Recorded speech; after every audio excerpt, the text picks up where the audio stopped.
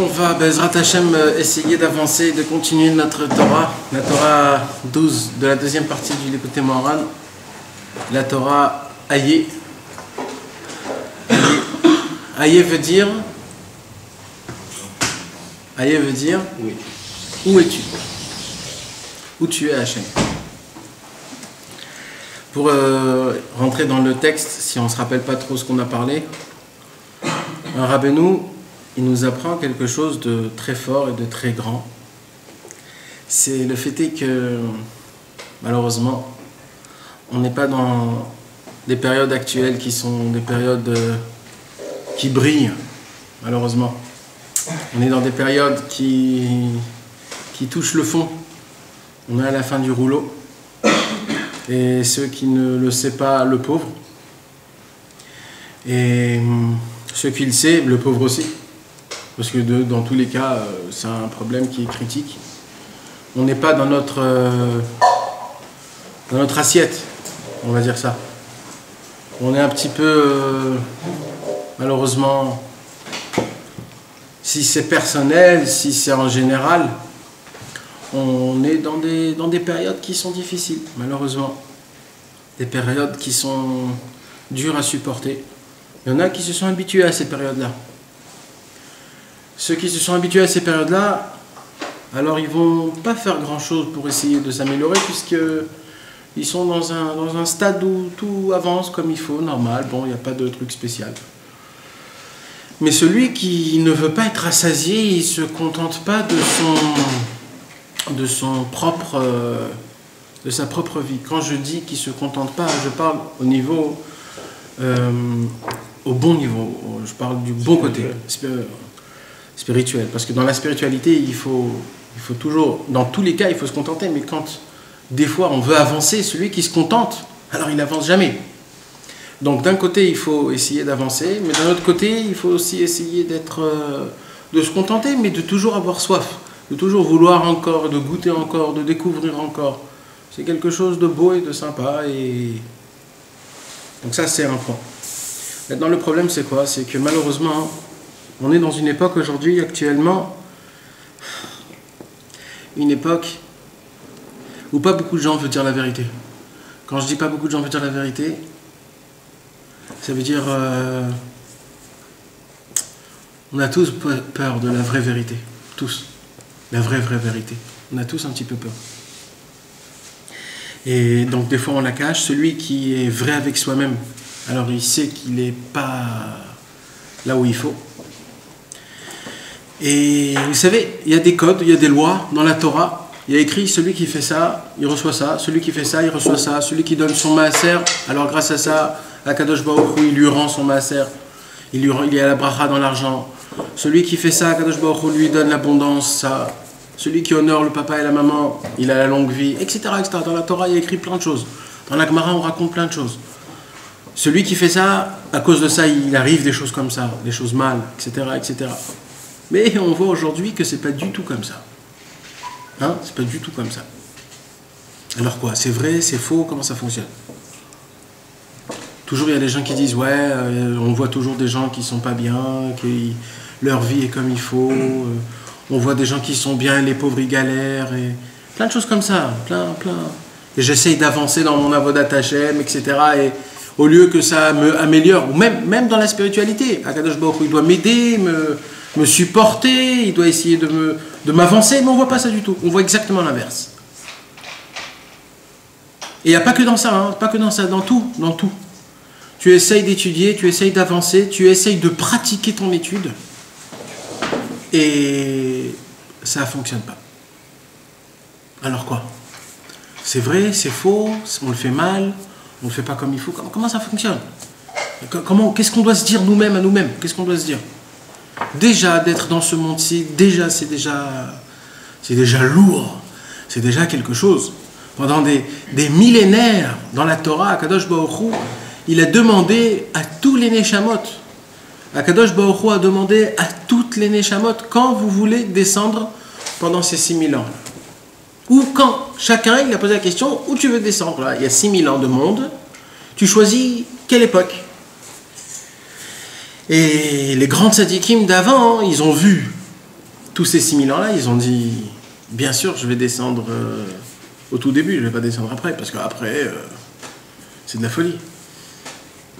Il y a des gens qui ont supplié Hachem, des tzadikim énormes, de ne pas descendre actuellement aujourd'hui, dans cette époque d'aujourd'hui. Ils ont prié Hachem, ils ont supplié Hachem de ne pas descendre. Pourquoi? Parce que cette époque d'aujourd'hui, c'est une époque qui est dure. C'est une époque qui est très très dure. On est en combat tout le temps. Maintenant, même si on le sait, même si on ne le sait pas, il y en a un qui le sait. C'est notre Neshama, qu'elle souffre. Donc nous, Baruch Hachem, si nous on est descendus aujourd'hui, actuellement, c'est parce que c'est nous qu'on l'a demandé. C'est nous qu'on l'a demandé. Parce que Akadosh Baruch Hu nous a demandé. Où vous voulez descendre? Dans quelle époque vous voulez descendre? Donc si aujourd'hui, nous, on est descendu aujourd'hui en 2015, c'est nous en haut dans le ciel, à la création du monde, on a dit à Hachem, moi je veux descendre en 2015. Et vous savez pourquoi on a choisi ça? C'est parce que c'est nous les plus forts. C'est nous les plus forts. Et vous savez c'est quoi le vrai combat? C'est que le monde vont te dire t'es un zéro.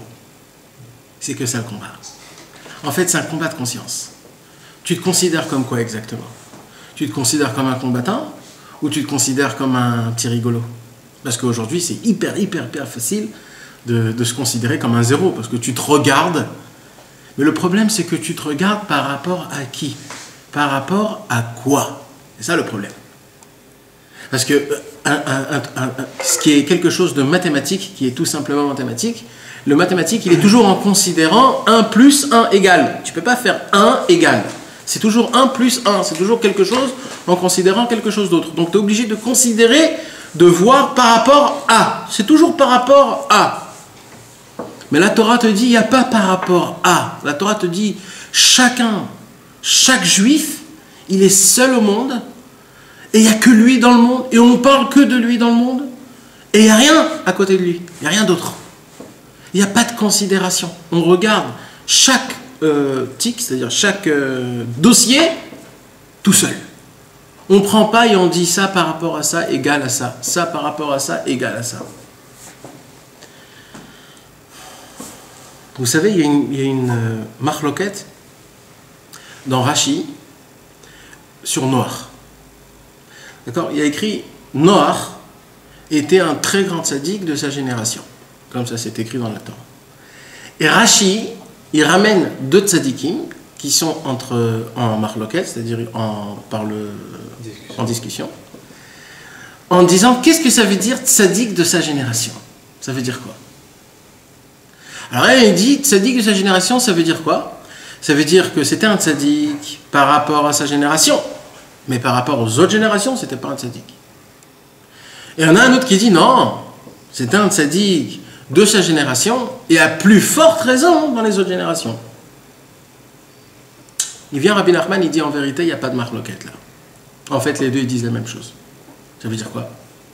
D'être un tzaddik dans la génération de Noach, il n'y a pas plus grand que ça au monde. Il n'y a pas.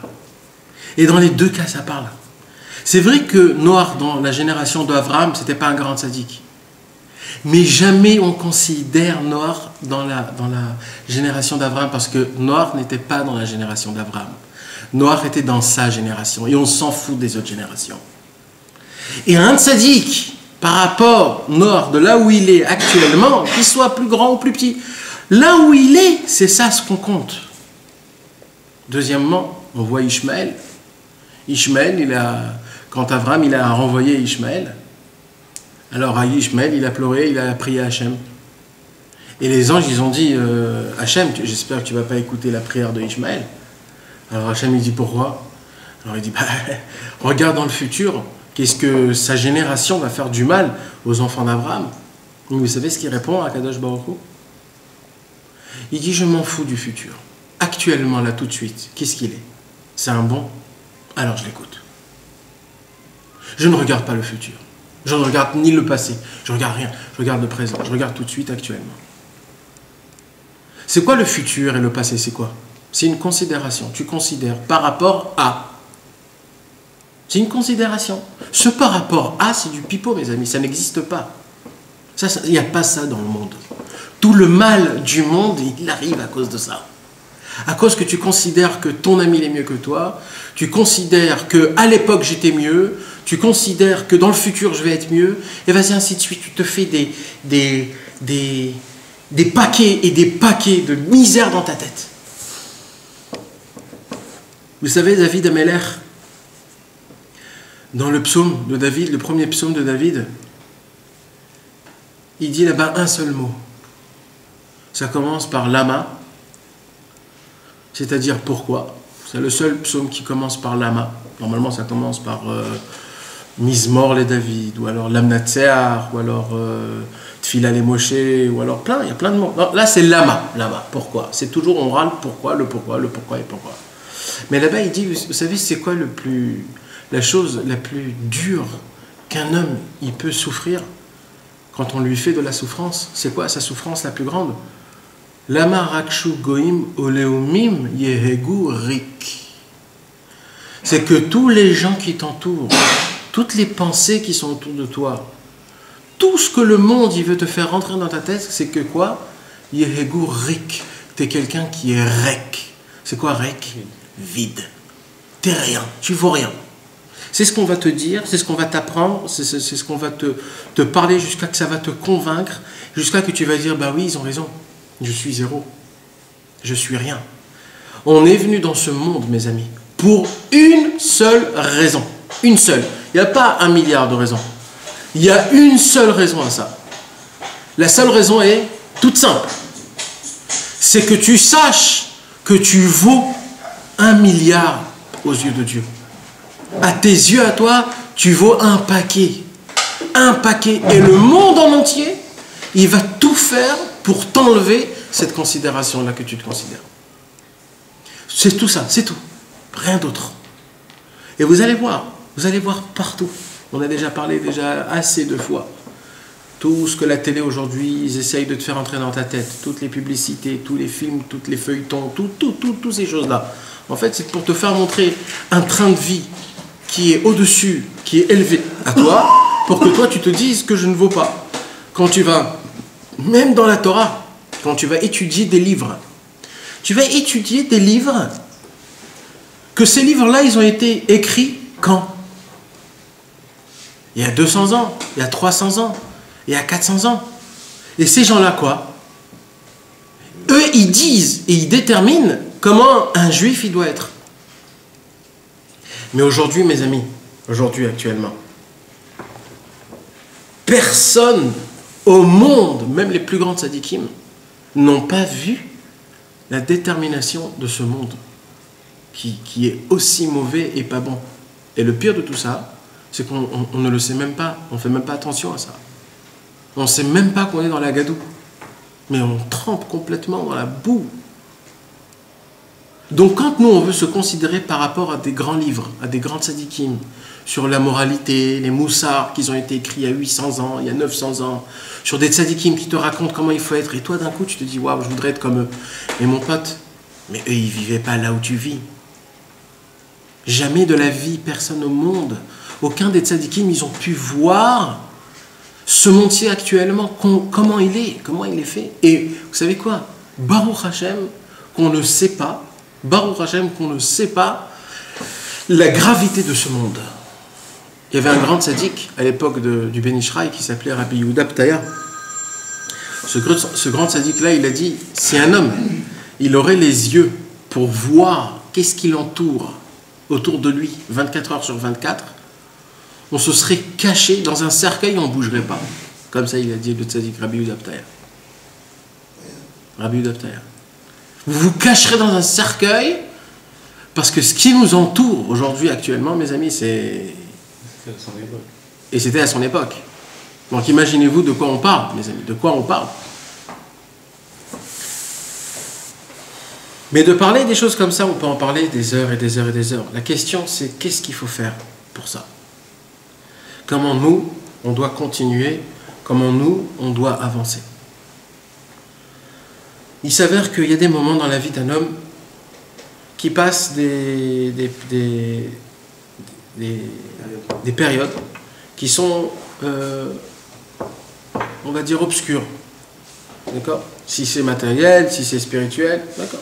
Il y a des périodes qui sont comme ça, malheureusement. Des périodes où tu te demandes où est Dieu dans tout ça. Comment ça se fait que je ne le vois pas? Est-ce que vous vous êtes déjà posé des questions comme ça, mes amis? Ouais. Ouais. Je vais vous dire quelque chose.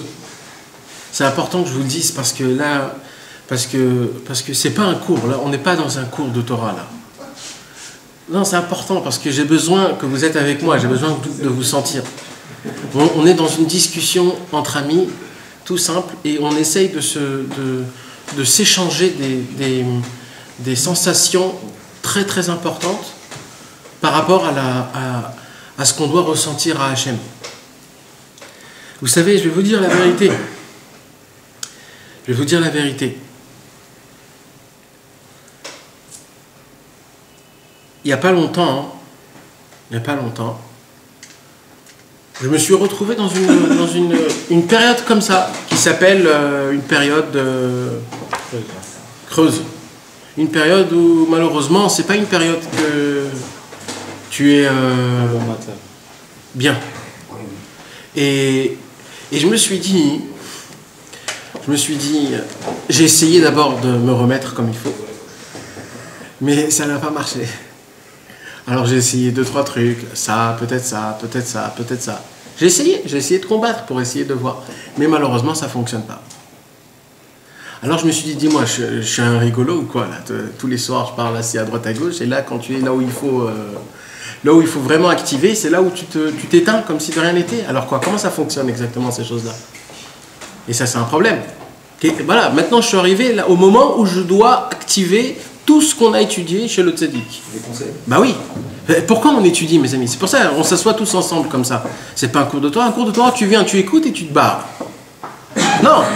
Moi, je veux qu'on soit tous ensemble et qu'on parle vraiment de ce problème. Ça veut dire, il y a un problème, mes amis. Il n'y a pas plus actualité que Rabbi Nachman de Breslev. Il n'y a pas plus actualité que lui. Il n'y a personne au monde qui a parlé le plus actuel. Il n'y a pas, ça n'existe pas. Il n'y a pas. Et la preuve, c'est qu'il est mort il y a 200 ans et qu'aujourd'hui, il n'arrête pas de grandir malgré qu'il est mort.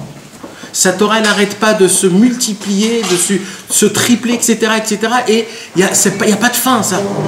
C'est le seul au monde qui a su parler à des gens les plus lointains et que ça te parle et que ça te fait son effet. Il n'y a personne d'autre au monde qui a fait cet effet-là.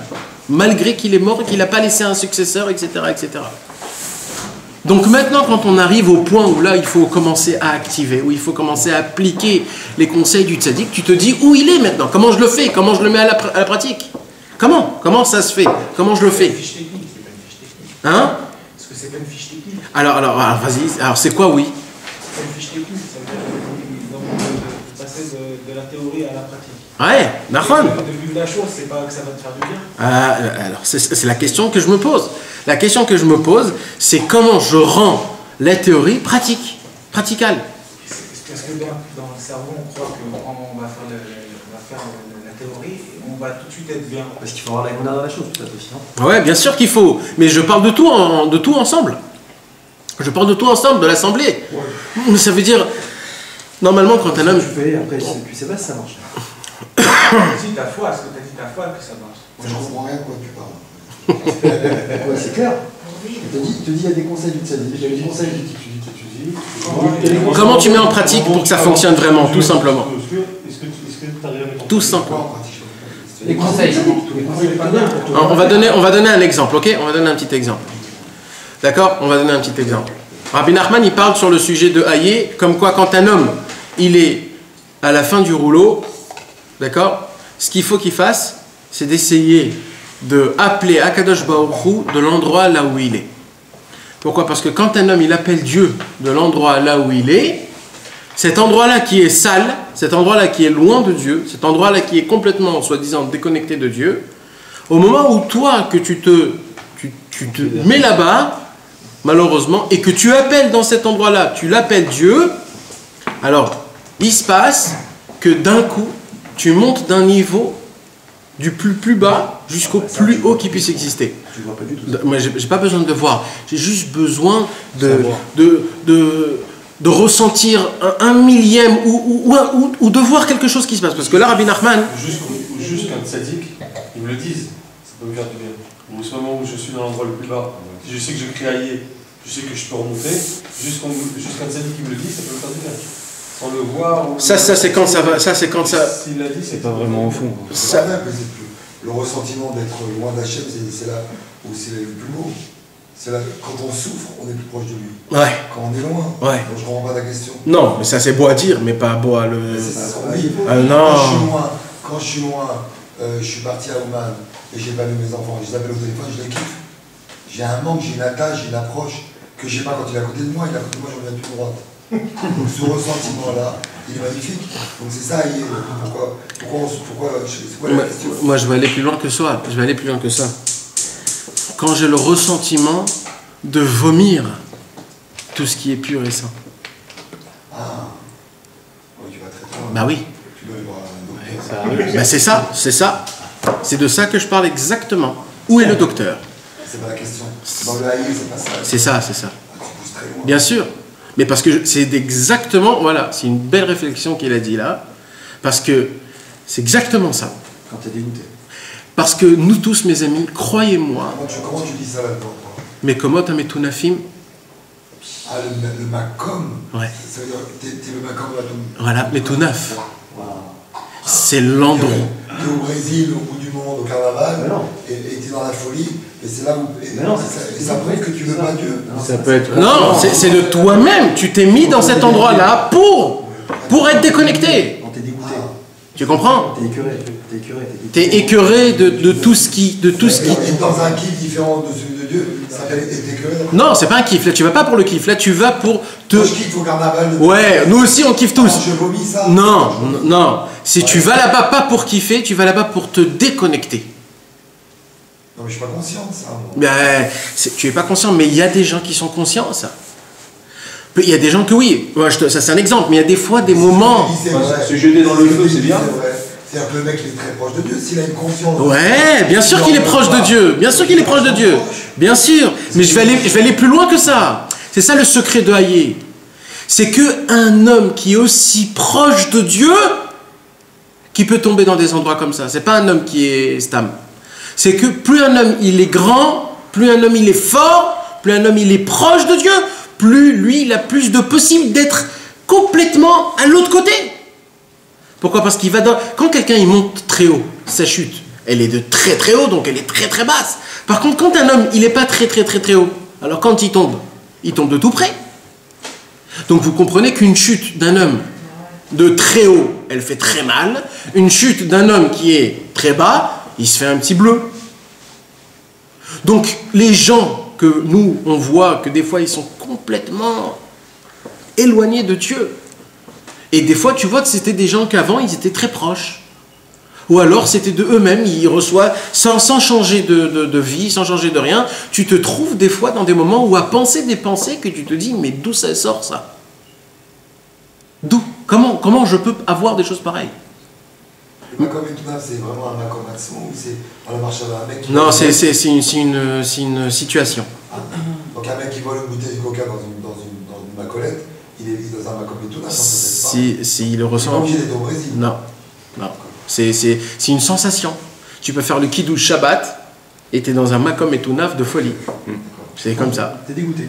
Ouais, tu fais des choses plus parce que ça. Tu fais les choses parce que déjà c'est devenu machinal, etc., etc. Donc pour arriver au point, d'accord? Maintenant tu sais que tu es dans un endroit qui est pareil. Tu cherches le docteur. Tu cherches. Maintenant tu sais que au fond de toi, c'est obligé qu'il y a... Parce que tu ne veux pas rester dans cet endroit-là une seule seconde. Tu sais. Alors tu ne peux plus rien faire. À ta possibilité à toi, tu ne peux plus rien faire. On ne peut pas lui dire renforce-toi, sois joyeux, t'inquiète pas, t'as pas honte. T'as pas le droit de lui dire des paroles pareilles. T'as même pas le droit. Parce que plus tu lui parles, plus tu l'enfonces. T'as pas le droit de lui dire toutes ces paroles-là. T'as pas le droit de lui dire, tu sais, j'ai lu dans un livre d'après la Kabbalah que c'est écrit comme ça et que si tu fais ça, c'est très grave. Mais tu vas le tuer, cet homme-là. C'est pas comme ça qu'il faut faire. Il y a une seule chose au monde qu'un homme a la possibilité de faire.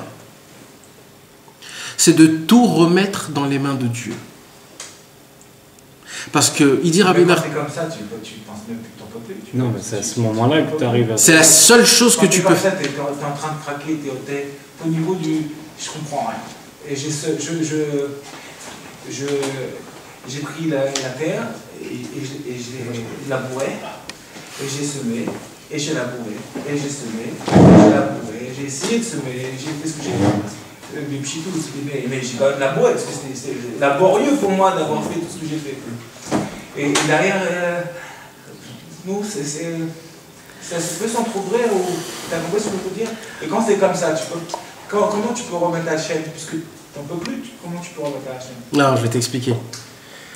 Ça veut dire quoi Quand on parle de ça, c'est quand on arrive à ça, c'est que le mec il en peut plus. C'est le mec qui en peut plus, même dans sa tête il ne veut pas aller ni à droite ni à gauche, il ne veut pas aller dans ces endroits-là. C'est comme si on le mettait dans cette situation-là. Lui il ne veut pas aller dans cette situation-là, lui il veut s'en sortir, lui il veut faire du bien, lui il veut juger bien, lui il veut faire du bien autour de lui. Mais le mec il voit pas Hachem, tu comprends? Il ne voit pas Hachem. Donc quand tu ne vois pas Hachem, comment tu peux l'appeler? Non. Parce que tu vois pas Hachem, tu craques. C'est ce que je suis en train de faire. Alors quand tu craques, la première réaction que tu dis, c'est où t'es? Bon Dieu. C'est quoi le mot bon Dieu? Ok. C'est ça. Alors moi ce que je veux apprendre de ça, ce qu'il dit Rabbi Nathan, c'est quoi la racine du mot qu'on dit aïe? C'est-à-dire où tu es Hachem. C'est quoi la racine de ce mot? Quand je dis à quelqu'un où tu es, d'accord? Quand par exemple un papa il est en train de construire une oui, mais ça veut dire c'est quoi la racine? Tu te plains de quoi? Tu comprends pas pourquoi tu dis. Donc qu'est-ce que tu réclames? La Ah, exactement. Donc qu'est-ce que tu es en train de faire quand tu dis aïe? Tu le cherches. Tu le cherches pourquoi? De l'aide pour être Pour qu'il t'aide. Ça veut dire que jusqu'à maintenant, c'était quoi le problème? C'est pas que t'étais pas là, c'est que moi, j'ai pas fait rentrer Hachem dans ce que j'ai fait. T'as pas besoin de lui. Et tout ce qui se passe, c'est pour une seule raison. Pour que j'associe tout ce que je fais à Hachem. C'est pour cela que quand je craque, je dis où tu es Hachem. Et c'est là où il te dit Hachem, au moment où tu te rappelles de moi, tout est fini. Tout est bon. Tout est fait. Tout le problème que tu craques, toute la racine de tous les problèmes, de tout, ils sont pour une seule raison. C'est qu'on croit qu'on est capable tout seul, tout le temps. Et on a beau dire, soi-disant, Bezrat Hashem, Baruch Hashem, avec l'aide de Dieu, si Dieu veut. Mais tout ça, on ne le pense pas vraiment. On ne le pense pas vraiment. Il te dit, Rabbi Nachman, la racine de tous les problèmes, c'est parce que tu crois que tu es capable tout seul. Tu crois que tu peux être un tzaddik tout seul. Mais quand je vous dis ça, mes amis, de qui je vous parle? Je ne vous parle pas d'un cas qui est complètement autre part. Je vous parle de nous tous. Parce qu'on a beau le dire matin, midi, soir, Qu'est-ce qu'on fait? mais c'est que des paroles. Alors qu'est-ce qu'on fait? On arrête tout? Non. Ben non. Mais il y a bien que la journée, les gens disent, on dit, on pense pas, on n'a pas les mounas, ok. Mais tout le monde est comme ça. Alors qu'est-ce qu'on fait? Pour pouvoir voir moi en autre, pour avancer. Non. Soit on reste à dire, oui, bah j'y pense. Alors déjà, ce qu'on fait, c'est déjà pas mal. Qu'on dise qu'on a un peu la mouna, que de temps en temps, on se rappelle de Dieu. Mais si on lui dit pas, si on se dit maintenant, c'est pas bien ce qu'on fait, qu'est-ce qui reste? Non, t'as pas compris ce que je suis en train de dire. Je comprends pas, alors tout le monde pareil. Non. Là, je parle quand un homme, il est dans une situation qui est dure. Là, c'est pas une situation qui est Tout le monde a normale. des situations dures, hein. Non, je parle. Que ce soit Oui. financier ou n'importe quoi, financier ou n'importe quoi. Tout le monde a des situations, tout le monde a un moment difficile. À ce moment-là, on a une petite baisse, mais on reste quand même, on a quand même une petite émouna, puisqu'on est encore là. On reste comme une juif, on ne s'est pas dit du jour au lendemain, on a dit on va arrêter. Donc si nous on a une baisse, lui aussi peut nous pardonner. On peut dire ça aussi. Hein. Comment tu l'appelles? Johnny. Quelqu'un, il ne parle pas de ça, on parle de quelqu'un qui rentre dans... Quelqu'un qui veut rentrer vraiment à se laver complètement. Quelqu'un, il veut vraiment se laver. Il veut vraiment se laver. Non, je veux pas... de tomber dans les Ouais, non, mais il veut vraiment se laver. C'est-à-dire qu'il rentre dans la chose pour se laver complètement. C'est-à-dire toi, tu as fait des choses, tu as fait des dégradations dans ton âme. Il y en a, ils ont fait d'autres dégradations. Peut-être qu'on a fait moins, peut-être. Et il y en a, c'est très très dur pour eux. Il y en a, c'est très très dur mentalement, psychologiquement. ils ont des épreuves, qu'il y a des choses que qu'on ne peut pas comprendre. La dureté, c'est pareil pour tout le monde. Il y a un moins plus, un peu moins. Alors, il y en a qui sont plus faibles que toi dans l'esprit, dans les mondes, je pense que je peux te dire. Et là, de quoi on te parle? Là, on te parle de quelqu'un qui est en bas. Comment il va faire pour s'en sortir de ça? C'est de crier de tout son cœur, où est le makom de ta gloire. Et il te dit qu'il y a un chouliouche. Toi, tu dis, mais il y a un chouliouche, attends, ça va, on va s'éveiller, on va faire, tu vois, déjà c'est bien ce qu'on fait, bien sûr. Et quand tu es en bas, ce que je ne te souhaite pas, quand tu es en bas, c'est vraiment t'es l'étroitesse d'esprit. T'es une étroitesse, un truc, un strum qui est bien à l'intérieur de toi. Vu qu'à l'introduction, il a dit qu'on était des chamottes, qu'on est descendus, on était en réalité, on est des grands tous ici, on est des mamans, des princes ici. Des fils de Yaakov, tu comprends ici, que des fils de Yaakov, que des princes de Shem. Et qu'on doit vraiment voir que le point positif, il y en a psychologiquement. Ils sont vraiment atteints, tu comprends, je peux te dire. Il y en a qui sont vraiment atteints. Peut-être t'es pas dans le Baruch Hashem, mais là, Joseph. Non, ça peut voir, ça peut voir. Non, ce que je veux te dire, c'est qu'il y en a, ils vivent des périodes très très dures, et sans cette là ça n'a rien à voir. Non, ça n'a rien à voir. Les réponses, ça n'a rien à voir. Dans les périodes plus dures, ça n'a rien à voir. Il te parle d'un cas que tu connais pas peut-être. J'attends peut-être. Le cas que le mec il a envie de se flinguer, ou il a envie de divorcer avec sa femme, ou il a envie d'être rasé chez l'homme, il a déjà fait ça. La place du. Non, alors voilà, mais non, c'est ce que je suis en train de te dire. Il y a des moments. Dans ces cas-là, c'est pas en criant à Aïe que ça va se réveiller. En criant à Aïe, il dira, où est si tu crois, là on parle tout le temps à la racine. Même si tu crois, moi je crois que ce qu'il dit Rabel, enfin moi je crois à la racine. Si tu crois, comme il a dit, si à partir du moment où tu crois à la chose, tu dis la chose, et que tu as senti dans le cas que tu décris, même en criant ce que tu veux, il ne se passe rien. Il faut guérir le problème. C'est pas en criant Aïe que le petit va se réveiller. Non, c'est en criant Aïe. Aïe, c'est fini. Il a dit ça. Aïe, c'est pas si tu dis Aïe, c'est une noire. Ça prend du temps, mon frère, bien sûr. Aïe, c'est en guérissant la personne, en réglant le problème. Non, Aïe, c'est l'origine. Il faut que tu prennes conscience. Il faut que ça change. C'est l'origine. Tu comprends, c'est pas comme dans les. Donc on prend les choses. Par exemple, je vais te donner un exemple. Dans le fromage, il y a toujours. Tu vois, il s'en Gabriel, d'accord, la paracha d'après, c'est 30 ans après. Nous, on ne voit pas ces 30 ans là qui passent. On voit toujours la paracha, on la lit, et d'un coup sec, on va dans le Midrash, il a déjà 30 ans. Il a fait pendant 30 ans, qu'est-ce qu'il a fait pendant 30 ans? Pendant 30 ans, il a fait une recherche, il a travaillé, il s'est boxé. C'est ces 30 ans-là que je te parle, tu comprends, dans ces 30 ans-là. Et Aïe, c'est d'aller chercher la gloire d'Hachem. Tu comprends ce que je veux te dire? C'est pas des styles, voilà, je dis Aïe dans le Moussaf, il dit Aïe, c'est pas ça. Aïe, c'est le mec, il n'en peut plus, il va craquer, il va chercher Hachem, tu comprends ce que je veux te dire? Et bien, tu veux que je te dise, moi, je peux te dire que d'aller chercher Hachem, tu veux craquer, tu as des épreuves dans ta vie, bah, Hachem donne des cadeaux à Hachem pour se rapprocher de lui, tu arrives à faire ça, je peux te dire qu'après, tu as dépassé la chose. Et je peux te dire qu'après, la gloire d'Hachem, tu la vois. Tu vois des choses incompréhensibles. Et tout le fait, c'est quoi notre exil? C'est le manque de Emouna. C'est le chazon. Pourquoi il y a l'exil? À cause de la manque de Emouna. Et quand on a ça, alors Dieu en réalité c'est une grande matana qui nous donne cette étroitesse-là pour aller le chercher. Et qui m'amache, comme il a dit, c'est hop, d'arriver. Et qui m'amache, on a mis Hachem dans nos épreuves, que c'est lui qui nous donne cette épreuve-là. Et là tu vois Hachem nous voir. Et quand tu ressors de ça, tu ressens encore plus grand. C'est ça qui est bien. C'est pas en disant juste un mot magique, Ras Veshalom, parce qu'on est déçus, tu vois. On dit pas railler, c'est fini. C'est tout un lien, c'est tout un concept. Il parle de temps aussi. Il parle de temps.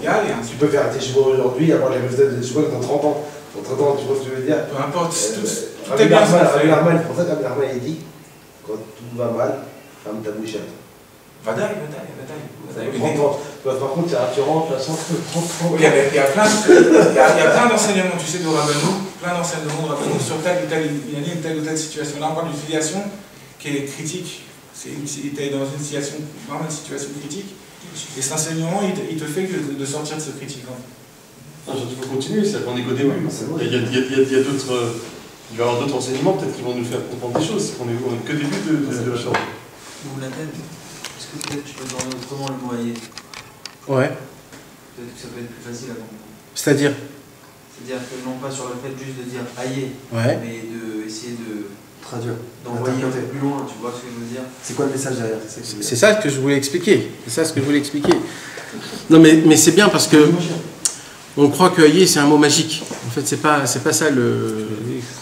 C'est pas juste un mot magique qui te fait faire sortir. C'est une vraie question. Vous savez comment les Bnei Israël ils sont sortis d'Égypte? En criant. Qu'est-ce qu'ils ont crié? Il n'y a pas de mots. On crie une star, non? Comment tu cries sans mots? Aïe. Aïe. Aïe. Aïe.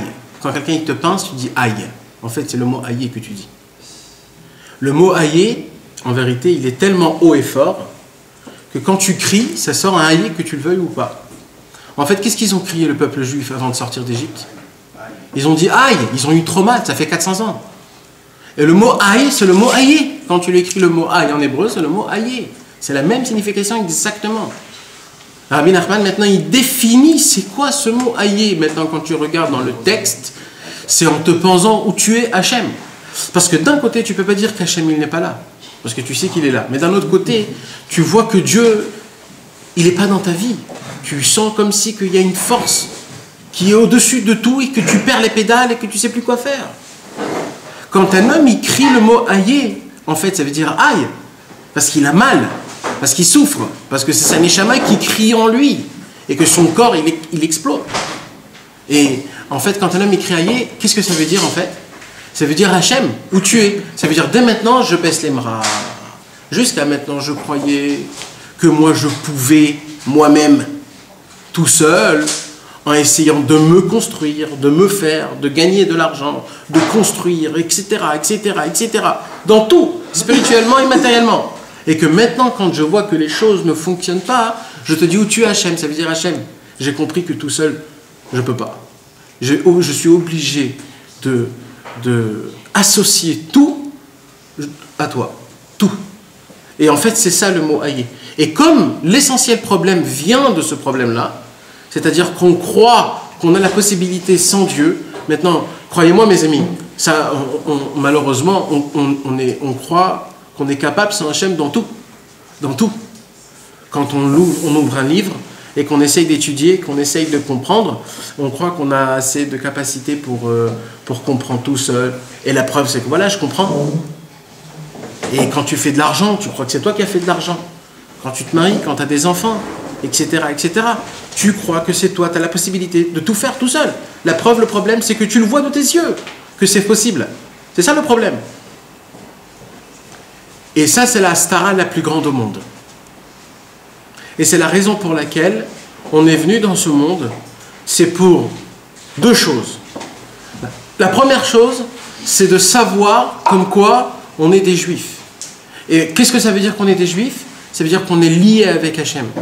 Et que juste pour ce inyan-là, Akadosh Baruch Hu et nous, on forme un. C'est même la raison pour laquelle chaque matin, on dit Shelo Hasanigoy. On a posé la question, normalement, Shelo Hasanigoy, on devrait la faire une fois par vie. Parce que voilà, c'est aujourd'hui, je suis juif, alors je fais Baruch At Hashem Shelo Hasanigoy. Pourquoi je le refais chaque matin? Chaque matin, je refais la même bracha. Vas-y, tu veux dire? Non, c'est une blague. Que demain, il peut te faire goy. Non, pardon, shalom. Moi Parce qu'en vérité, on doit nous-mêmes essayer de le ressentir et de l'apprécier. Il y a écrit que quand on fait une bracha et qu'on ne fait pas la kavana dessus, on n'est pas yotzei yedei chova. Alors, la Shelo Hasanigoy de chaque matin, c'est pour qu'on puisse monter de niveau chaque matin en se disant aujourd'hui, c'était pas comme hier, aujourd'hui c'est tout neuf, aujourd'hui je suis un juif plus que ce que j'étais hier. C'est un autre monde complètement. La question n'est pas si Hasanigoy, c'est Nisha.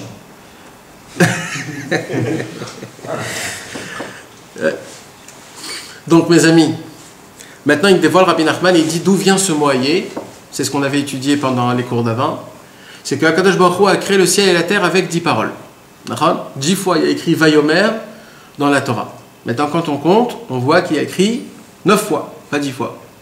Alors, où est la 10e parole de Dieu? C'est Bereshit. La 10e parole de Dieu, c'est Bereshit. Bereshit, ça s'appelle le Mahamar Asatum. C'est la parole qui est cachée. Il pose la question à Rabbi Nachman, pourquoi compliquer les choses? Pourquoi cacher une parole?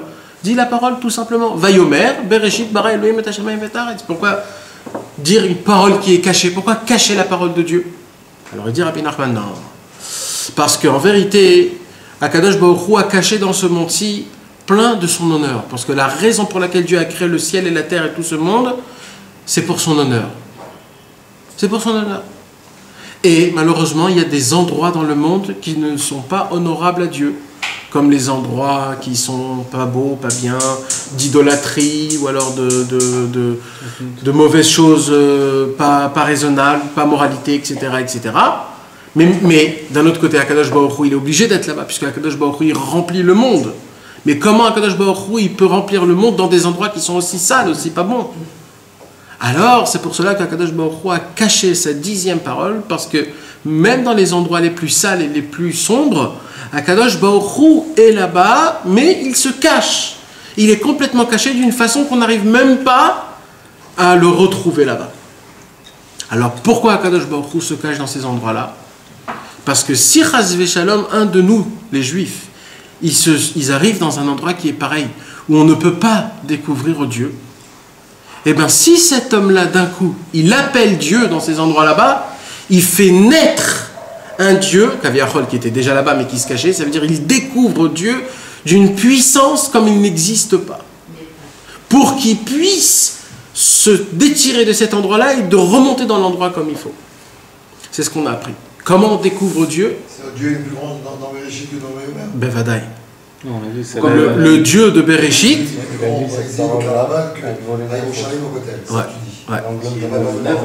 Et je vais t'expliquer pourquoi, c'est hyper logique. Je vais t'expliquer pourquoi. Dans ces endroits là-bas, je parle de dévoilation, pas de sa grandeur. De dévoilement. Quand tu dévoiles à Kadosh Baruch Hu la puissance que tu peux dévoiler à Kadosh Baruch Hu dans les endroits les plus sales. Puis des aveugles au miroir, c'est sûr. Mais le problème, c'est ce que depuis tout à l'heure, ce que j'ai compris de ce que tu as dit, c'est qu'il y a des gens qui sont capables de descendre jusqu'en bas. Non, ils ne sont pas capables. Non, il y a des fois des gens que si Chas Veshalom, ils se trouvent là-bas et qui sont complètement perdus, si de là-bas ils se réveillent et qu'ils appellent Dieu, il y a une possibilité qu'ils découvrent. C'est bataille. Ouais. Même pas le. Ouais. Non, mais ça veut dire nous on ne peut pas descendre là-bas de notre volonté. C'est bien ça. Pas ça. Alors, c'est ça que ça veut dire, tout simplement. Akadosh Baruch Hu, en vérité, c'est une bouée de sauvetage. Enfin, de dire que Dieu, même dans les endroits les plus bas, il est là, bon, c'est pas un ridouche. Enfin. Si, c'est un ridouche. Ok. C'est un ridouche. C'est un ridouche énorme. Tu y crois vraiment que Akadosh, parce que nous, Baruch Hashem, on est dans une période qui est à la fin et que nous, on a connu les deux côtés. Où on est, franchement. Exactement. On est tous un petit miracle qui s'appelle Aïe, tous, nous tous. Parce que nous tous, on vient d'un endroit qui est complètement sale. Mais va prendre maintenant un très très très grand tzaddik qui n'a jamais rien connu de sale. Et qu'il a connu que les sphères les plus hautes, et qu'il a connu la sainteté, etc. etc. Lui, quand tu lui apprends et que tu lui dis qu'il faut se salir les mains, qu'il y a des choses qui se passent même dans les endroits les plus bas, et il va te dire c'est impossible, on ne peut pas. C'est comme la réaction qu'il a eue sur le Kotel. Mais tu vas dire que le kavod le plus grand, il est dans les endroits les plus bas. Tu peux pas. Mais c'est quoi le kavod le plus grand que tu peux donner à Kadosh Baruch Hu? C'est quand tu le découvres là-bas. Plus qu'au Kotel et plus que là où tu veux. Comme Abraham. Comme Yitro. Ou pire qu'Abraham. Bien sûr, Yitro. Yitro, c'était le curé de tous les curés. Ouais. Et quand Yitro, il s'est rapproché de Dieu et qu'il a dit Atayadati ki gadol Adonai vadonen mikol Elohim, le Zohar HaKadosh, il dit, à ce moment-là, il s'est passé que le nom de Dieu, il a agrandi comme jamais il était aussi grand. Jamais. C'est lui-même. Pourquoi? Parce qu'il est venu d'un endroit, il a connu et vu Dieu de l'endroit là où il était. Et l'endroit là où il était, c'était l'endroit qu'on appelle Mekomot Ametonafim. C'était les endroits les plus puants qui puissent exister. On est tous des Yitro. Ah non, on n'a pas la conscience. On vient d'une boucle qui peut déjà. C'est ça. C'est pour ça qu'on est tous un petit miracle de Haïe. Mais en vérité, c'est pas ça. C'est pour ça que je vous ai dit que ce problème-là, en fait, il faut essayer de le vivre personnellement. Parce que personnellement, on a tous des hautes et des chutes. On a tous des montées et des descentes. Et malheureusement, Baruch Hashem, mais des fois, dans nos chutes à nous, des fois on se perd. Des fois on se perd. Et des fois on peut perdre la pédale. C'est comme tu glisses. Quand tu glisses, après c'est très dur de se remonter. Et on ne sait pas ce qu'on peut avoir. Ce qui cache en lui le Bereshit, c'est-à-dire le Mahamar Asatom, c'est-à-dire le mot que tu dis Aïe, c'est-à-dire le Hakadosh Baruch Hu, là où il est caché, il se cache. Pourquoi Dieu il se cache là-bas? Parce qu'il est tellement grand qu'il est obligé de se cacher. Dans ces endroits là-bas, il est tellement grand qu'il ne peut pas être dévoilé, donc il est obligé de se cacher. Par contre, les autres endroits, les 9 niveaux, ça c'est des dieux que tu connais. Quand tu ouvres la Torah, quand tu étudies, quand tu vas à droite à gauche, quand tu te rapproches de Dieu, quand tu te lèves Kratzot, quand tu vas au mikvé. Tout ça c'est beau, tu sens Akadosh Baruch Hu. Dieu il est ouvert, il est découvert. Tu le sens, c'est des sensations. Tu arrives à le ressentir. Mais tu ne peux pas ressentir Dieu quand tu vas voir quand tu vas au cinéma. Ou alors quand tu vas manger une glace dehors, etc., etc. Il y a des façons. Maintenant ça c'est encore gentil. Il y a des endroits où tu descends encore plus bas. Et quand tu descends encore plus bas, c'est très dur de découvrir Dieu. Tu n'as même pas envie de découvrir Dieu. Mais tu es obligé de toujours découvrir Dieu, de ressentir Dieu. Alors c'est ça, c'est le moment où tu commences à crier dans ton cerveau. Ou alors tu te dis, Akadosh Baruch Hu, où tu es, je me sens pas là. Bien sûr. Et c'est là, ce moment-là, où tu dévoiles Dieu même dans les endroits les plus bas. Donc tu deviens Yitro. Tu deviens comme Yitro. Tu prends le nom de Dieu et tu l'agrandis à toi tout seul, toi-même, toi tout seul. Il grandit d'une grandeur qu'il n'a pas été aussi grand. Après là, je m'excuse. Non, mais non, c'est une conversation. Le problème, c'est que si on entend ton cours comme ça d'un côté extérieur, on pourrait se le dire, il faut aller là-bas. Non, on a parlé déjà de ça. On a parlé déjà de ça. Non, j'étais pas là. Ouais, on n'a pas le droit. Il y a le Shulchan Aruch. Ouais. C'est pour ça, on a un Shulchan Aruch. Un homme, il doit faire tout son possible pour faire tout comme il faut. Tout. Se jeter dans le feu n'est pas grave. Non, jamais. Mais même Abraham, il ne s'est pas jeté dans le feu. On l'a obligé de se jeter dans le feu. Tu comprends? Même ça, on l'a obligé. Donc, mais le problème, c'est que tu le veuilles ou pas, tu es obligé de passer dans des chemins comme ça. Oui. Et ce qu'on te demande, c'est de rester un soldat dans ces moments-là. Et là, on n'est pas un soldat. Là, on baisse notre arme et on dit « je suis fatigué ». Donc le secret de tout ça, le secret, c'est de savoir que Akadosh Baruch Hu est même là-bas. Et là-bas, il est en plus forte grandeur. Mais ça, tu le sais quand tout va bien. Non, mais c'est ça le travail.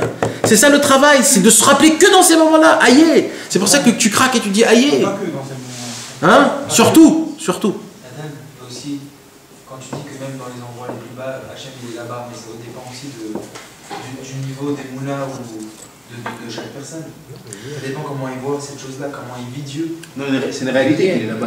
Ça, c'est une bonne question. Le C'est problème, c'est que dans ce moment-là, que tu ne peux pas croire qu'il est là-bas. En fait, il est là-bas, il est partout, quoi. C'est même pas une question. Oui, mais si tu veux vraiment le sentir comme il le dit, ça dépend aussi de chaque personne. Ah, mais je peux pas le sentir, à mon avis. Jordan. À mon avis, je peux pas le sentir. Quand tu penses à un nourrisson, il pleure? Ouais. Est-ce qu'il a la notion que tu le penses et que ça lui fait mal? Non, il a juste mal. Il est là, Dieu. Non. Alors comment il pleure? Et il pleure même si son grand pince. Non, mais tu as compris ce que je suis en train de te dire. Mais ça veut dire quand tu le penses quand même, c'est pas pour rien. À chaque juif au monde, il a ce qu'on appelle une neshama. Cette neshama, c'est une étincelle de Dieu, que tu le veuilles ou que tu le veuilles pas, tu es attaché à Kadosh Baruch Hu. Quand tu te détaches, la neshama, elle souffre. Le mot aïe, c'est un instinct qu'un juif il fait quand il sent qu'il est détaché de Dieu. Pourquoi Kadosh Baruch Hu nous fait? C'est parce qu'on... Non, lui, il est attaché à nous, mais nous, on n'est pas attaché à lui.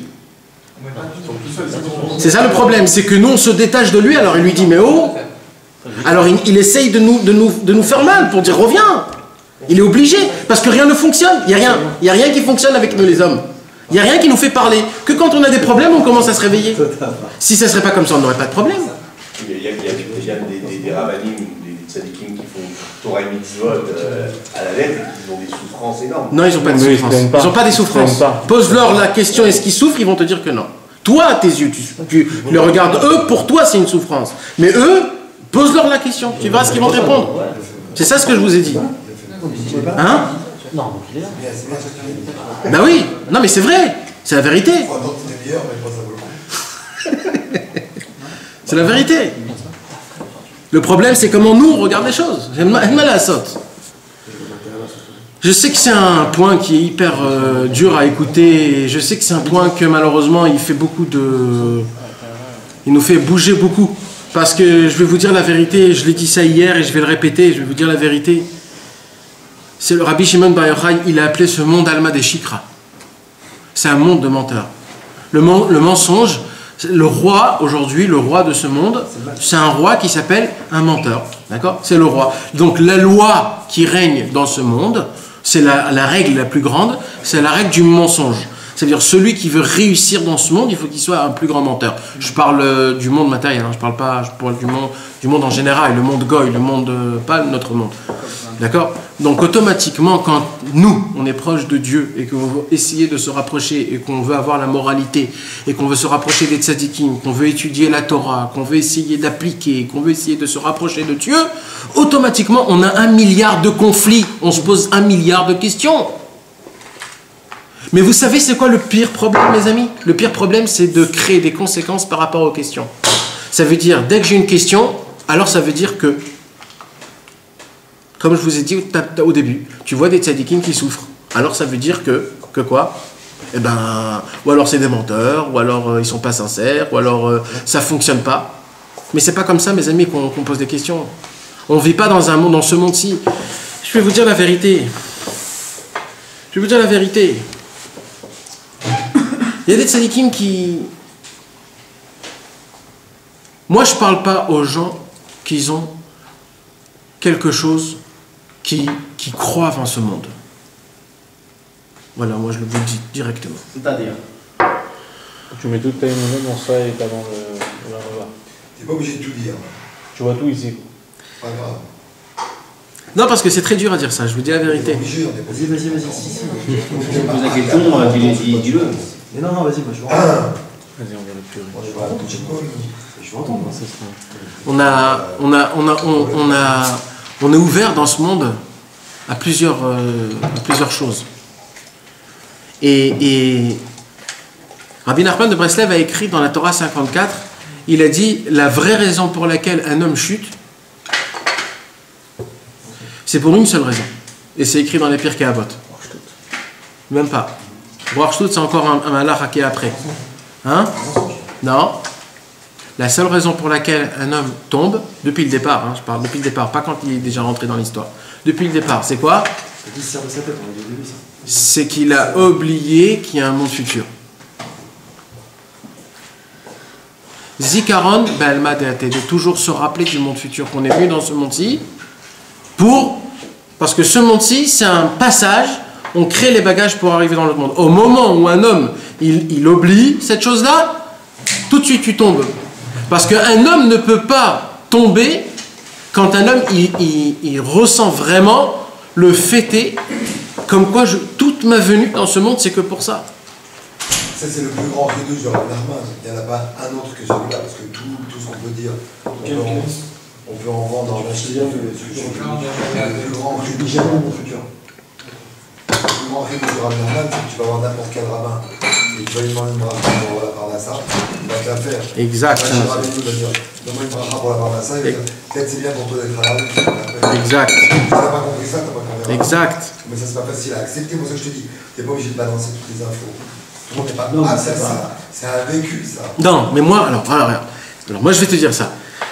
Tu sais ce Moi, qu'il y a... je vais chez Rabbi Nachman, j'ai pas d'enfant, et j'apprends qu'en fait, c'est peut-être une bonne chose pour moi de ne pas avoir des gosses. Je préfère aller voir un rabbin qui me fait une bracha et qui va me faire croire que ça va marcher. Peut-être que je fais le même à Lourdes, je fais un gosse, moi, qui est chez moi. Toi, tu veux me vendre du Lamazé, du Rabbi Nachman, ça ne m'intéresse pas. Je ne suis pas apte à ça. Tout le monde n'est pas apte à ça. Alors, non, attends. On n'est pas obligé d'acheter ton produit. Attends. Si on n'est pas apte au produit. Ok. Mais, oui. Ça, je te dis, tu es obligé de balancer des infos. Non. Tu n'es pas prêt à ça. Alors, moi, ce que je voulais, Bah, c'est... regarde. D'accord. Mais moi, ce que je voulais, c'est un peu plus fin. Ce que tu dis, tu as raison à 1 milliard de %. Ouais, moi, j'aime bien caractériser. Et c'est ce que tu veux dire. Non, c'est pas ce que je veux dire. Non, mais c'est ce que je voulais dire, mais un tout petit peu, je voulais changer. Un jour, Rabbi Nachman, il était assis avec son élève. Autre chose, je veux dire, ça sert à rien d'aller voir des rabbins qui donnent des brachot pour la baser. Non. Avec 7 ans, il va te dire.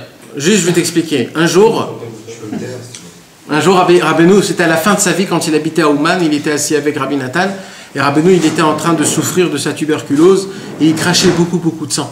Alors il essayait de parler avec Rabbi Nathan, mais il n'arrivait pas toujours, il avait cette toux qui... Alors Rabbi Nathan, il a eu honte et il est parti. Et il est revenu le lendemain matin. Et quand il est revenu le lendemain matin, alors Rabbeinu lui a dit, c'est dommage que tu es parti. Parce que j'avais un secret à te dévoiler, mais comme tu es parti, je ne peux plus le dévoiler. Il y avait un temps pour ça. Et Rabbi Nathan, il était peiné de ça. Et Rabbeinu, il a vu qu'il était peiné. Et il s'est tu. Et ils étaient assis dans un balcon où il y avait des maisons très très très belles. C'était là, il y avait des généraux qui habitaient là-bas, des grandes personnes. Le Rabbeinu, il regarde Rabbi Nathan, il dit, tu sais, tous nos amis, nos élèves, ils ont des petites maisons, ils n'ont pas de quoi manger, ils sont les pauvres. Et Rabbeinu, d'un coup, il se parle à soi-même et il dit comme ça, écoute bien. Il lève la tête au ciel et dit, Hachem, moi, qu'est-ce que je veux pour mes élèves? Je veux qu'ils aient des super belles maisons, avec des très beaux rideaux, avec des pièces qui rentrent dans des pièces et qu'ils ont des jardins avec des comme ça et comme ça. Il commence à décrire l'abondance et la richesse qu'il voudrait Rabbi Nachman que ses élèves ils ont. Et là il dit Rabbi Nachman une parole comme ça, il dit mais en vérité pourquoi Dieu a créé cette grandeur et cette beauté et cette richesse? C'est pas pour ces imbéciles de Goy ou alors même des Réchaïm, des Juifs. C'est que pour les gens qui font le service divin, c'est que pour eux, c'est que à eux que ça doit arriver ces choses-là. Comme ça il dit Rabbi Nachman. Et il se tait. Rabbi Nathan, il a entendu cette histoire-là, et il est allé écrire quelques pages de l'Ikuta à la Chot, quand il a entendu ça. C'était les premières pages, parce qu'il n'écrivait pas trop quand il était vivant. C'était les premières pages de l'Ikuta à la Chot qu'il a écrit. Et il a écrit sur quoi? Il a écrit sur Aïe, sur notre Torah. Et là-bas, il dit Rabbi Nachman quelque chose comme ça. Tu veux savoir c'est quoi le secret de la vie? Le secret de la vie. Tu sais comment ça fonctionne? Quand il y a un chien qui aboie et qui court après toi, à chaque fois que tu vas le regarder, ça va lui donner encore plus de force au chien de courir encore après toi. C'est comme ça que ça fonctionne. Par contre, si le chien aboie, et toi, tu t'en fous de lui, à la fin du compte, il va s'arrêter, il va se barrer. Mais c'est quoi que toujours il va essayer de revenir vers toi et qu'il va encore te... C'est à chaque fois, tous les 5 minutes, tu te regardes pour voir s'il est là, et lui, il recourt. Il dit, Rabbi Nathan, c'est ça le secret de la vie. Au moment où un homme, il arrête la chose prise, il lâche prise, il dit, allez, maintenant je m'en fous, tout est dans tes mains, Hachem. Au moment où tu dis ça, Akadosh Baruch Hu dit, donne-le. C'est pas quand tu le veux trop et tu le tiens et tu le veux et tu le viens, plus tu le veux, plus tu devras attendre. Parce que, pourquoi? Parce que c'est ça ce que je vous ai dit au début, mes amis. Hachem, il nous a emmenés dans ce monde, pas pour faire de ce monde le Icar. C'est pas ça. Par contre, quand un homme, il veut trop la chose, il veut trop ça. Alors, je te parle de ce monde-ci. Alors, à la fin du compte, c'est dire quoi? Ça veut dire que tu tiens ce monde, alors oui. Alors, si tu tiens ce monde, eh bien, je vais pas te donner ça. Tu la veux la chose? Alors, mets-toi dans les mains de Dieu en te disant, Hachem, tu sais quoi, à la fin du compte? Tu veux me donner ou tu veux pas me donner? C'est toi qui fais tout et moi, je suis avec toi. Et tu laisses cette chose de ta tête. Au moment où tu lâches la chose, ça veut dire que tu tiens plus dans ce monde, tu t'en fous de ce monde-ci, alors automatiquement Akadosh Baruch Hu il dit alors lui tu lui donnes tout de suite. C'est l'histoire du marchand avec les tissus de Rabbi Nachman. Que quoi? Tu sais, le marchand, quelqu'un qui venait, qui voulait de l'huile. Ouais. Moi, ouais, c'est pas exactement... Là-bas, l'histoire du marchand, c'est parce que comme c'était déjà un client, alors il pouvait se permettre à demander une autre chose. Non, moi je dis pas ça. Moi je dis quand tu tiens trop la chose... Est-ce que vous avez compris? T'as compris ce que j'ai envie de dire? Vous avez compris les amis? Parce que c'est important, c'est bien mettre important. J'ai compris, mais dans le problème, le Ratson, ouais. Où est notre Ratson alors? Bitoula Hachem. Notre Ratson, c'est d'être le meilleur, d'essayer de faire tout ce que je peux. Maintenant, ça s'arrête là. Moi, mon Ratson, c'est le Ratson Hachem. Ma volonté, je l'associe avec la volonté de Dieu. Ce que Dieu, il veut, je le fais, je ne le fais pas. Maintenant, le Ratson dans ce monde-ci, ce que Dieu veut, il veut. Ce qu'il veut pas, il veut pas. C'est du Ratson, c'est pas du tout. Ouais, c'est pareil. C'est le Ratson Hachem. Tu t'annules le Ratson Hachem. Mais moi, je parle surtout dans les choses... Ça fonctionne surtout dans les choses matérielles. Quand un homme veut faire un paquet d'argent, quand un homme veut acheter une maison, il le fait pas. Mais il y a énormément de gens qui n'arrivent pas à le faire. Alors quoi, comment? Là, il veut pas avoir d'enfant. Alors ça dépend de son Ratson? Non. Il y a des choses que c'est pas dans tes mains. Alors si tu veux l'avoir vraiment, lâche la faire prise. Lâche-la. Annule-toi. Ce que Dieu il veut, il fait. Et au moment où tu te mets ça dans ta tête, ça veut dire qu'en fait, tu attrapes pas ce monde. Alors Hachem il te dit, il n'y a pas de problème frérot. Tu veux que le monde futur, je vais te le donner. Et là il te donne. C'est quand tu veux pas trop, c'est quand tu es pas trop derrière la chose que ça devient plus facile. C'est toute la vie, c'est comme ça. Toute la vie, c'est comme ça. Dans l'inverse, ceux qui recherchent vraiment et qui s'attachent à ce monde-là, c'est qui obtiennent ce qu'ils veulent, mais ils sont très contents. Non, mon pote. Non, mon pote. Eh ben non, je vais te dire que c'est faux. Et là, je suis prêt à rentrer en discussion avec toi.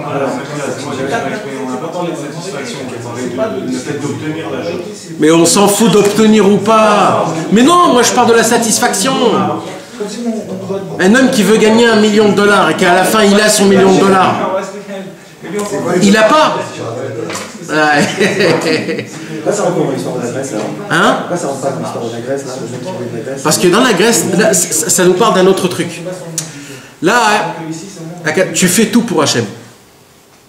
Alors un jour tu viens et tu demandes à Hachem un truc qui n'est pas, qui est pas obligatoire pour le service divin, Dieu te dit pas de problème, prends. Mais là je te parle d'un autre truc. Là je te parle, je veux acquérir quelque chose. Je veux avoir quelque chose, j'ai pas. Maintenant le mec il s'est mis dans sa tête, voilà c'est bon, voilà, que ça, que ça, que ça. Donc plus tu es dans ça, tu peux pas l'avoir. J'ai vécu ça, tu l'as pas. Tu peux pas. C'est au moment où tu vas dire, tu sais quoi, allez, je m'en fous, allez, je l'ai pas, je m'en fous. Tu vas voir que tout de suite après que tu vas l'avoir. C'est parce que tu t'es pas encore détaché. Non mais il faut être fort dans ça, parce que ça c'est un secret énorme. C'est ça l'union de Hayé. C'est ça l'union de Hayé, c'est que tu arrives à un moment où tu sais quoi Hachem? Eh ben je laisse tout tomber, tout est dans tes mains. Hayé, j'attends, Hachem, j'attends. Et je vais vous dire un truc. Parce qu'on a parlé, il y a des gens qui ont dit... Hein? Non, c'est pas une abandon, Hasbe Shalom. C'est juste regarder les tableaux. Ce que je disais au début, c'est qu'il y a un moment, on a oublié de donner sa place à Hachem. On croit qu'on peut faire tout seul. Ça, c'est juste leur donner sa place. Mais pourquoi je vous dis tout ça? Parce que c'est quoi la racine de cette c'est ce que je voulais vous dire au début. Je vais vous dire un truc, mes amis. C'est vrai qu'on est dans ce monde et qu'on a des volontés et qu'on a des femmes, ils ont aussi des volontés, etc. C'est normal. Je dis pas qu'il faut pas être... c'est normal. On a des volontés. Mais il faut savoir une chose. Il y a s'attacher et il n'y a pas s'attacher. Vous savez, il y a énormément de gens qui ont une copine et on lui dit pourquoi tu ne te maries pas avec elle? Et qu'est-ce qu'il te dit? Il y a un truc il y a un truc, ça... C'est pas ça. Mais donc même lui, il va te dire, c'est quoi ce truc-là?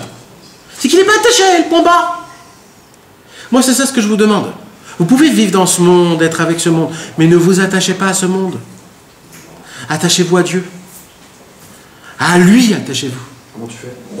C'est un sentiment, frérot. Mais comment tu fais? Il n'y a rien à faire. Tu dois le créer. C'est en lui parlant. En faisant des choses pour lui. C'est ça, mais aussi. Oui, c'est une sorte de haïe. T'es en recherche tout le temps. Je vais en sortir. Oui. Non, c'est pas vrai. Hachem, il a créé l'autre. Hein? La réponse qu'on peut lui donner, c'est qu'il a créé l'autre. La seule façon dont tu peux savoir si ta réaction est bonne avec Dieu par rapport à ton prochain, c'est tout. Non, il faudrait pas. C'est ce qu'il a dit à Béatel et à Camon.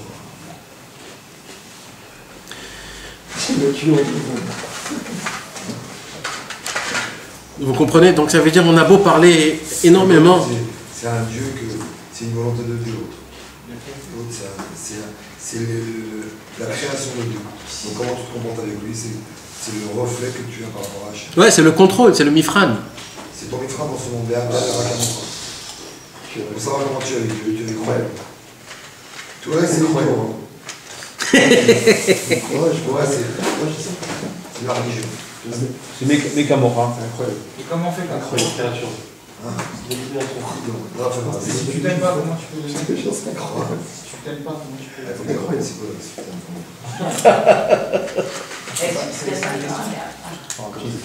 tu t'aimes, tu peux pas t'aimer, aussi. Ce qu'on aime le plus au monde, c'est soi-même. Mais non. Mais si. Bien sûr que oui. Mais non. C'est les trucs de psychologue. Non, il n'y a pas le monde du monde, on s'aime. Il y a des gens qui s'aiment pas. C'est pas Tu peux pas me supporter. Non. Oh, elle m'a coupé les comme il ça. a raison.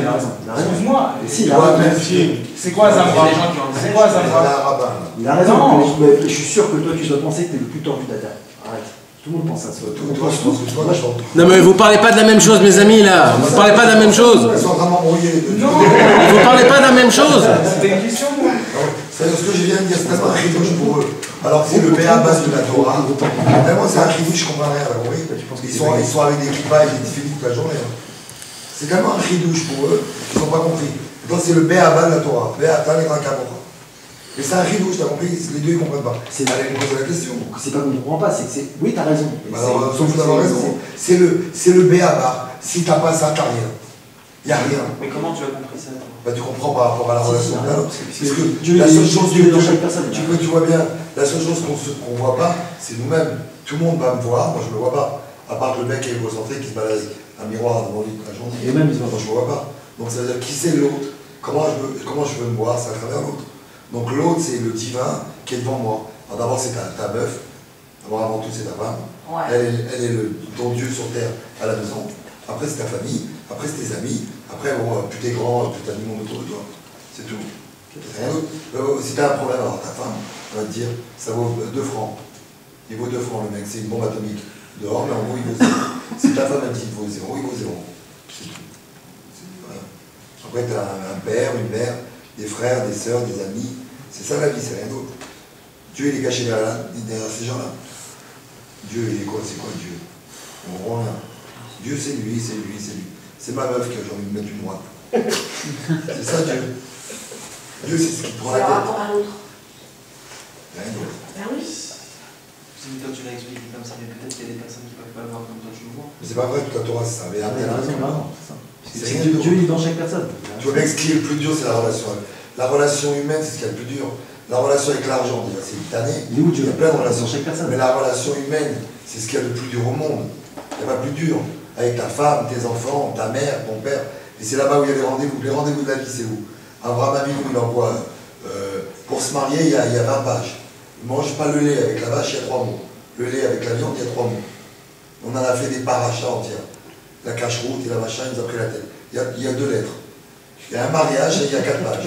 C'est la relation humaine qui est compliquée. C'est rien d'autre. C'est là où il y a Dieu. Où il est Dieu? Il est dans un lit, il est dans un machin, il est dans une engueulade, il est dans une relation, il est dans une amitié, il est dans une, je laisse tomber, il est dans tu ouvres la porte et tu reçois tes amis, il est dans l'annulation pour l'autre, il est dans l'amour, il est dans rien d'autre. Où tu m'as allé maintenant alors? C'est pour ça que le monde goy tire là-dessus, non, c'est pas vrai. Vive le pape.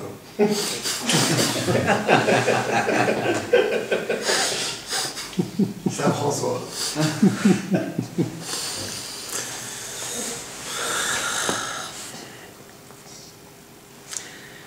Donc il faut savoir quoi choisir dans la vie, Bekitsour.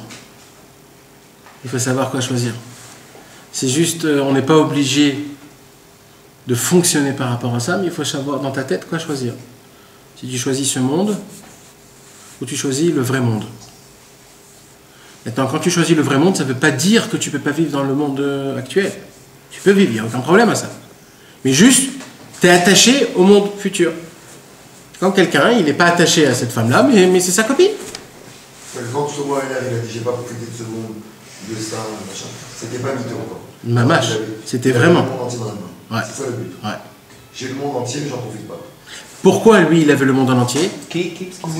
Il s'en foutait, et c'est pour ça qu'il a eu. C'est-à-dire que c'est d'être détaché avec quelque chose, même si tu l'as. Voilà. À la base, d'être détaché même sans que tu l'as. Pour après que tu l'as, et quand tu l'as, tu t'en fous complètement. Ça change rien dans la vie si Non. je l'ai ou pas. Non. Si je l'ai, tant mieux. Exact. Exact. C'est ça le Inyan.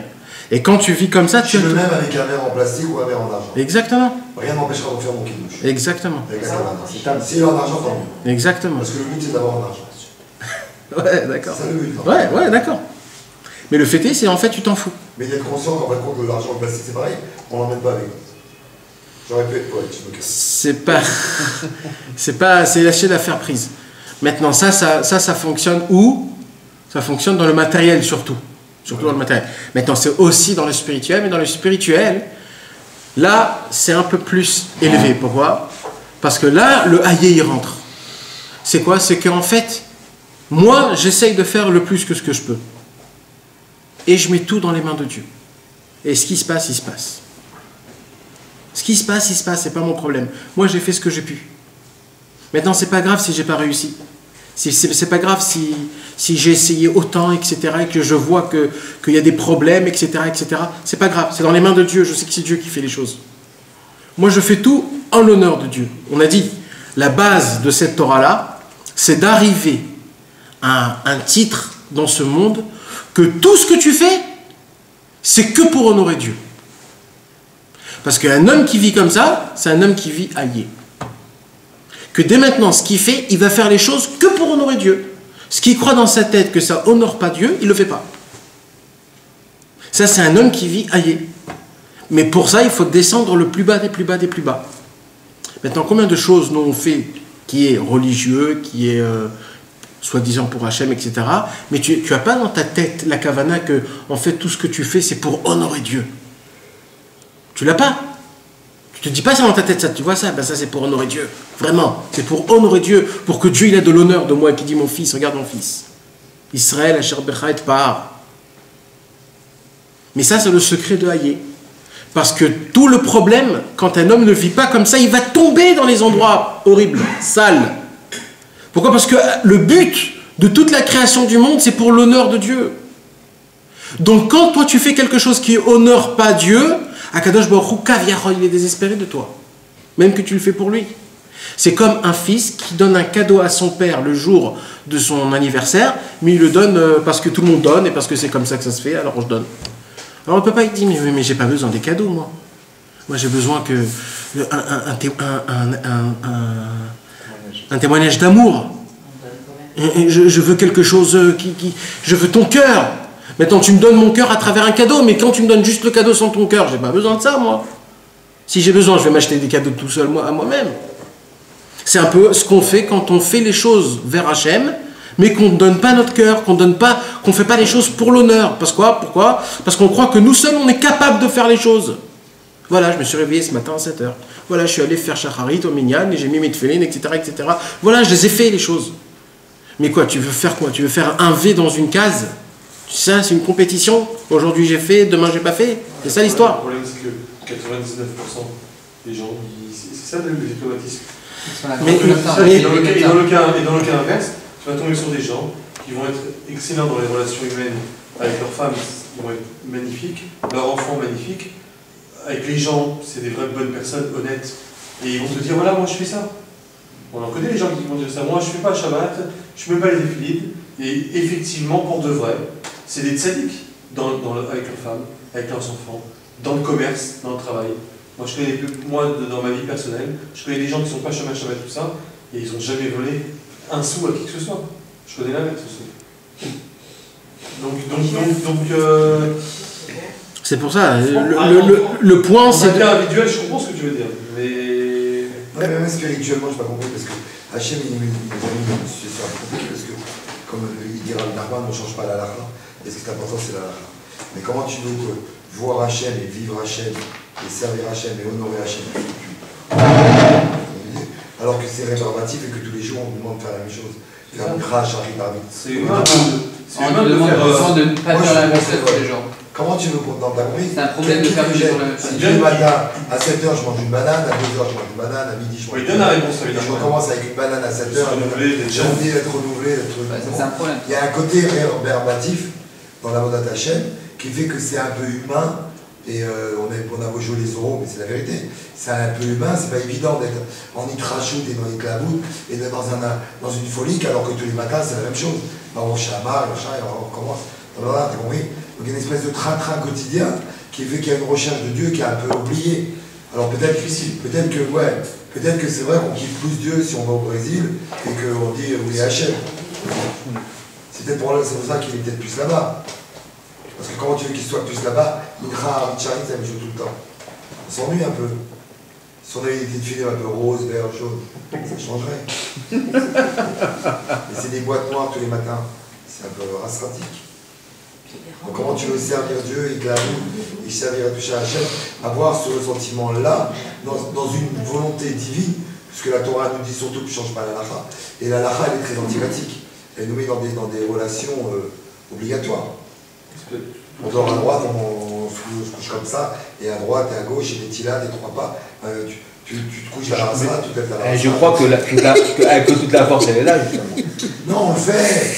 Non mais justement, cette trachoute, elle est là. Elle est parce que justement, on t'impose quelque chose de tous les jours, que tous les jours tu enchaînes les trachoutes. Une nouveauté dans chaque chose. On va pas faire les mythos.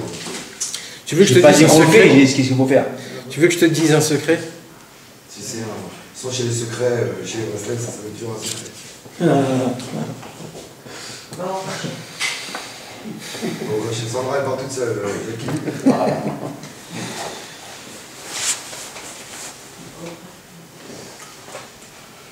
bien entendre ça quand même. Tout ce qu'on parle, tout ce qu'on se révolte, toutes les questions qu'on a dans notre tête et qu'on a un petit peu peur de les poser. Ouais, mais ceux qui parlent pas, mais qui se posent ces questions. Tous les gens qui ont un petit côté de révolte envers Dieu, en se disant comment ça se fait. Et avant, les miracles, c'était tous les 2 pas, les tzadikim, c'était les voisins, etc., etc. Et aujourd'hui, on est complètement à la masse, et comme tu dis, ça devient tout... rébarbatif. Ouais. Tu sais ce qu'il y a dans le ciel? C'est pas moi qui dis ça, hein. C'est le Ramchal qui dit ça. C'est ce qu'il y a dans le ciel. Malheureusement, Akadosh Baruch Hu, il n'est pas assis sur son trône à cause de Amalek. Tant que Amalek est vivant, il ne peut pas être assis sur son trône. Et le pire de ça, c'est que son nom de Dieu, il est séparé. Et ça veut dire quoi dans la racine? Il n'est pas assis dans son trône et son nom n'est pas... Ça veut dire qu'on a mis Dieu sur une table où il y a Akadosh Baruch Hu et à côté il y a Amalek. Et il y a autour un paquet de gens. Et vous savez c'est qui ces gens-là? Eh bien c'est nous. Et toutes ces questions-là, vous savez qu'est-ce qu'on fait? On donne de la force à Amalek. Et on dit à Hachem, regarde Hachem, voilà, t'es pas là Hachem, t'es pas là Hachem, t'es pas là. Et le pauvre Akadosh Baruch Hu, il a les mains liées en dessous de la table pour pas qu'on voit, parce que la grandeur de Dieu, c'est qu'elle reste la grandeur. Donc Akadosh Baruch Hu, il a ses mains liées en dessous de la table. Et lui, il est là. Et Akadosh Baruch Hu qui est rempli d'amour, de pitié, de miséricorde, comme on ne peut même pas imaginer l'infection qu'il a pour nous. Et il entend ces paroles-là de nous-mêmes, que en fait ces paroles-là veut dire que Amalek il a raison, parce que Tarles aujourd'hui c'est Amalek qui a raison. Et là il y a un tzaddik qui se lève et qui se met sur les gens et qui dit mais les gars, c'est notre Dieu, il n'y a personne qui va lui prendre porte-parole là, et ça fait rien qu'on souffre, ça fait rien qu'on sent rien, ça fait rien de toutes ces choses-là, rassera pas rassera, on s'en fout, nous on est du côté de Dieu. Qui veut se mettre du côté d'Amalek? Qui ose? Celui qui toujours, il essaye sur son sort, toujours de dire ouais, mais élevez-vous de votre place les gars, soyez des combattants, disez alors que c'est naze de prier 3 fois par jour, on en a marre. Tellement on peut les dire par cœur en pensant et en parlant et en SMS, on peut faire la mida par cœur, tellement c'est facile, tellement on n'arrête pas de la faire. Mais qu'est-ce qu'on s'en fout? Dieu, il te l'a demandé, fais-le, et même si tu sens rien, parce que toi, tu es un homme. Toi, tu es le fils de Dieu. Toi, tu vas prendre porte-parole même si tu souffres. Il va te poignarder dans le dos, et ben tu vas te tenir, tu vas dire, ben moi, Hachem, je suis avec toi. Parce que quand je parle pas comme ça, je suis de l'autre côté. C'est ça un homme. C'est qui porte parole même qui souffre. Et alors que je souffre, et alors que je sens pas Dieu, et alors que je fais des péchés, et alors tout ça, moi je suis du côté de Dieu. Et je vais toujours dire à Hachem, Hachem, c'est toujours toi celui qui a raison. Même que je vois dans toute la Torah que c'est faux. Je vois que rien s'applique. Je vois que tout le monde crève. Je vois que tous les nazes, c'est eux qui réussissent. Et tout ce que je vais faire dans la Torah, ça va être naze, tout le temps. Eh ben je m'en fous complètement, moi je suis de ton côté. Que je comprends rien du tout. Moi je suis avec toi dans l'eau, dans le feu, dans les ténèbres, là où tu y seras. C'est ça la grandeur. Ça c'est un soldat. Tu peux dire à Sandra d'aller faire le ménage.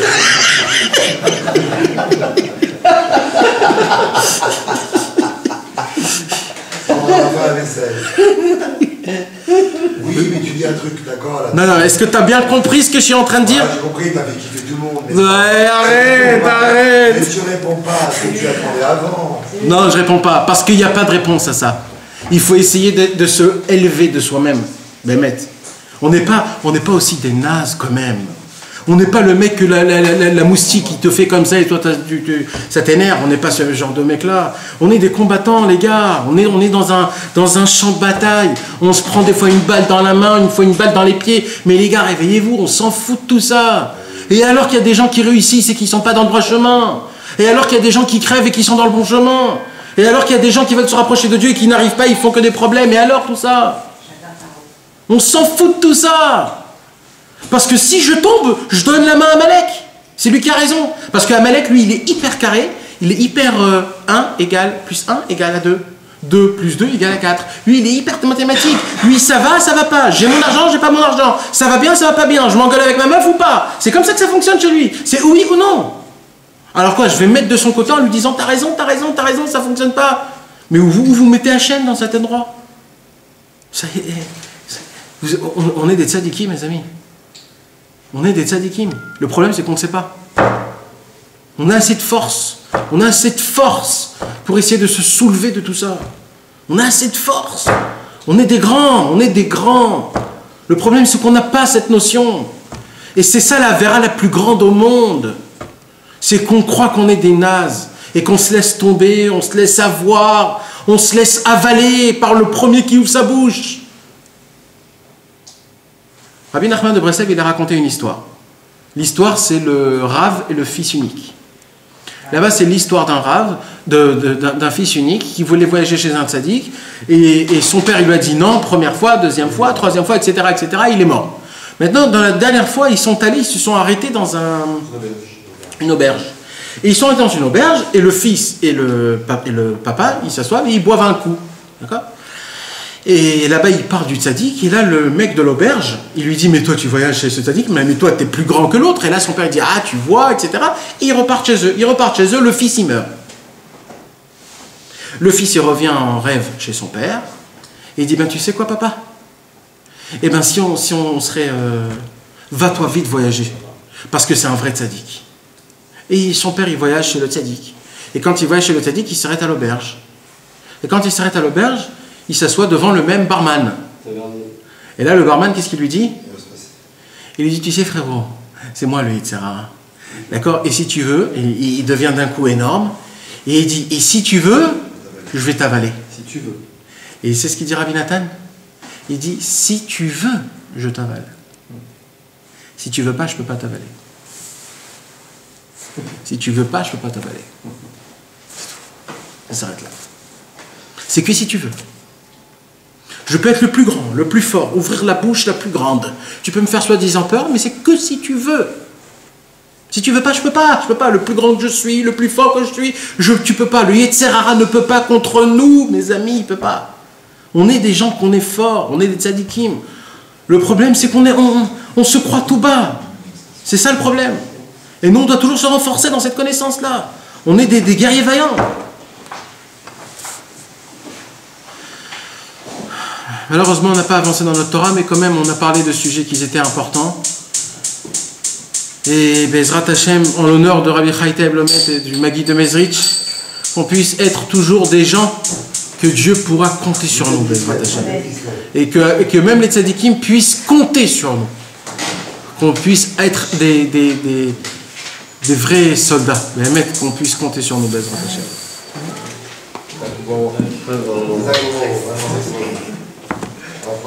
Arrête-toi chez Nema, Shalom, Ben Barset.